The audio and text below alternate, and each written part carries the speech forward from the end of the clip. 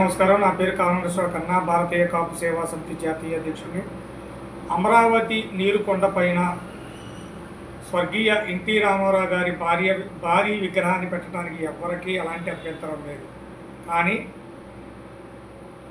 బడుగు బలహీన వర్గాల ఆశాజ్యోతి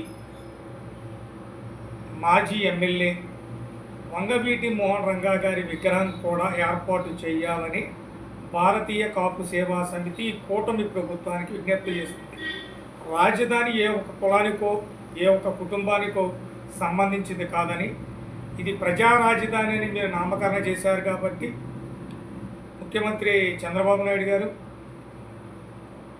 కంపల్సరిగా ఈ నీరుకొండ పైన అమరావతిలో వంగవీటి మోహన రంగా గారి విగ్రహాన్ని కూడా ఏర్పాటు చేయాలని భారతీయ కాపు సేవా సమితి డిమాండ్ చేస్తోంది.